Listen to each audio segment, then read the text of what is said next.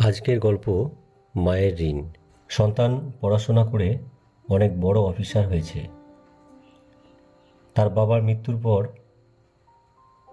মা অনেকটাই কষ্ট করে তাকে মানুষ করেছে এবং ছেলেকে সেই উপযুক্ত বানিয়েছে যাতে ছেলে বড় মানুষ হতে পারে। চাকরি পাওয়ার কয়েক বছরের মধ্যে ছেলে বিয়ে করে, কিন্তু বিয়ের পর থেকে শাশুড়ি মাকে নিয়ে বৌমার অনেক নালিশ ছিল। তার মতে তাদের স্ট্যাটাসের সাথে শাশুড়ি মা ম্যাচ করাতে পারছে না। বৌমার খুবই মান সম্মানে বাঁধে এই অশিক্ষিত ভদ্রমহিলাকে নিজের শাশুড়ি মা বলে পরিচয় দিতে। ব্যাপারটা যখন অনেক বাড়াবাড়ি পর্যায়ে পৌঁছে যায়, তখন ছেলে একদিন মাকে বলে, মা, আমি এখন যে কোনো ঋণ শোধ করতে সক্ষম। তুমি এই পর্যন্ত আমার জন্য যত টাকা খরচ করেছো সেটা আমাকে জানাও, আমি সুদ সমেত মিটিয়ে দেব। তুমি এই বাড়ি ছেড়ে চলে যাও, এতে তুমি এবং আমি দুজনেই ভালো থাকব। মা কিছুক্ষণ ভেবে নিয়ে তারপর বলে, দেখ খোকা, হিসেবটা তো একটু লম্বা, তাই আমাকে এ ব্যাপারে ভাবার জন্য একটু সময় দিতে হবে।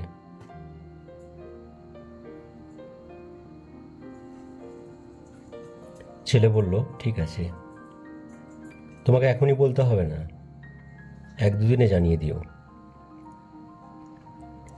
ওই রাতেই সবাই শুয়ে পড়ার পর মা একটি বালতি করে জল নিয়ে ছেলের ঘরে আসে এবং যেখানে ছেলে শুয়ে আছে তার একপাশে জল ঢেলে দেয়। ছেলে উল্টো পাশ ঘুরলে মা সেই পাশেও জল ঢেলে দেয়। এই রকম চলতে চলতে হঠাৎই ছেলের ঘুম ভেঙে যায় এবং মাকে দেখে রাগে চিৎকার করতে থাকে, মা, এটা কি করছো? তুমি আমার বিছানায় জল ঢেলে দিয়েছো। মা হাসতে হাসতে বলে, খোকা, তুই তো আমাকে বলেছিস সব হিসেব করে রাখতে। আমি তো হিসেব করতেই শুরু করেছিলাম। সেই ছোটবেলায় তোর বিছানা ভেজানোর কারণে না জানি আমি কত রাত জেগে কাটিয়েছি। এটা তো সবে প্রথম রাত, আর তুই এখনই ভয় পেয়ে যাচ্ছিস? আমি তো এখনো হিসেব শুরুই করিনি। যার ঋণ তোকে শোধ করতে হবে, আর তুই এখনই বিরক্ত হয়ে যাচ্ছিস?